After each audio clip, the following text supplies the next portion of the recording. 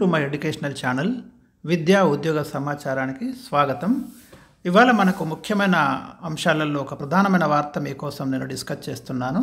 ఛానల్ని సబ్స్క్రైబ్ చేసుకోండి. చాలా అప్డేట్స్ అయితే పెడుతున్నాను, ముఖ్యంగా current affairs, general studies, job recruitments, everything. ఇవాళ రిక్రూట్మెంట్స్పై సీఎం ఫోకస్, ఆఫీసర్లతో వరుస రివ్యూలు, టీఎస్పీఎస్సీ బోర్డు ప్రక్షాళన, జాబ్ క్యాలెండర్ ప్రకారం యాక్షన్ ప్లాన్. ఇవి మనకు ఇవాళ దిశ దినపత్రికల్లో ప్రధానంగా కనబడుతున్నటువంటి అంశాలు.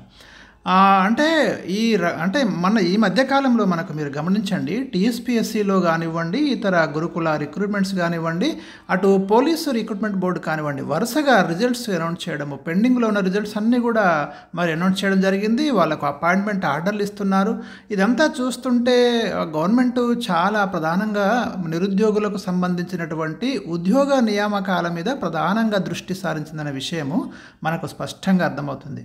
అందుకే జాబ్ క్యాలెండర్ మీద ప్రధానంగా ఫోకస్ చేయడం, ఒక జాబ్ క్యాలెండర్ని తయారు చేసుకొని నోటిఫికేషన్లు ఆ క్యాలెండర్ ప్రకారం ఇవ్వాలి, ఆ క్యాలెండర్లో వచ్చినటువంటి డేట్స్కి ఎగ్జామ్స్ కండక్ట్ చేయాలి, రిజల్ట్స్ అనౌన్స్ చేయాలి, వీలైనంత వేగంగా అపాయింట్మెంట్ ఆర్డర్స్ మరి నిరుద్యోగులకు అందించినప్పుడే మనము కరెక్ట్గా ఖచ్చితంగా మన హామీని నెరవేర్చినట్టు అవుతుందనే ఉద్దేశం అయితే అటు ప్రభుత్వంలో కావచ్చు, ముఖ్యంగా సీఎం దృష్టిలో కావచ్చు, ఇది ఒక ప్రధానమైనటువంటి ఎజెండాగా మనకు వారి యొక్క చేతులతోటే ఇక్కడ ప్రధానంగా అర్థమవుతుంది.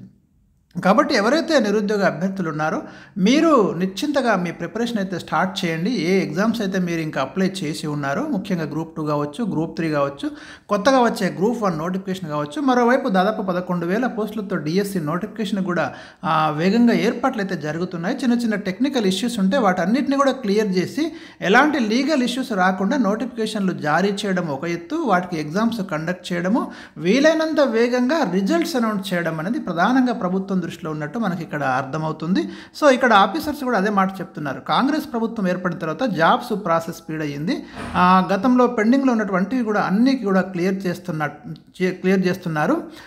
అన్నింటినీ సమర్థవంతంగా, అంటే నోటిఫికేషన్ల దగ్గర నుంచి రిజల్ట్స్ వరకు అన్నింటినీ కూడా సమర్థవంతంగా స్టడీ చేసి ఉద్యోగాల భర్తీ ప్రక్రియను మొదలుపెట్టింది.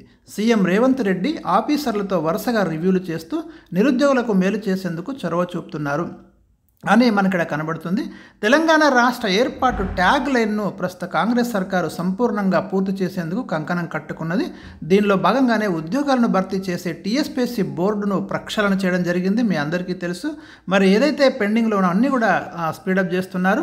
ఉద్యోగాల భర్తీ ప్రాసెస్లో సీఎం యాక్షన్ స్పీడ్గా ఉందని ఒకవైపు అధికారులు చెప్తున్నారు. గత ప్రభుత్వము పెండింగ్లో ఉంచినటువంటి స్టాఫ్ నర్స్ రిజల్ట్స్ని కూడా మరి అనౌన్స్ చేయడము, అపాయింట్మెంట్ ఆర్డర్స్ ఇవ్వడము, మరోవైపు గురుకులకు సంబంధించి కూడా ఏదైతే రిజర్వేషన్స్ ఇష్యూ, హారిజాంటల్ రిజర్వేషన్స్ ఇష్యూని కూడా క్లియర్ చేసి హారిజాంటల్ ప్రకారము మరి అపాయింట్మెంట్స్ ఇవ్వడం అనేది కూడా మనకు జరుగుతుంది. కాబట్టి ఇక్కడ ఇంకా పెండింగ్లో ఉన్నటువంటి ఏవైతే ఉన్నాయో municipal administration and urban development డిపార్ట్మెంట్లో అకౌంట్ ఆఫీసర్లు, జూనియర్ అకౌంటెంట్ ఆఫీసర్లు, veterinary assistant, town planning officers key పేపర్లు కూడా రిలీజ్ చేయడం జరిగింది. వీటికి కూడా 2022లోనే మరి నోటిఫికేషన్ ఇవ్వడం జరిగింది. అవి కూడా క్లియర్ అవుతున్నాయి. ఇక ప్రభుత్వ ఏర్పాట్లు నిరుద్యోగుల యొక్క అండ ఉందనే నమ్మకంతో కాంగ్రెస్ గవర్నమెంట్ కూడా వీలైనంత వేగంగా ఈ రిక్రూట్మెంట్ అయితే జరుపుతుంది. సో ఇలాంటి అప్డేట్స్ ఎప్పటికప్పుడు నేను మీకు తప్పకుండా అందిస్తాను.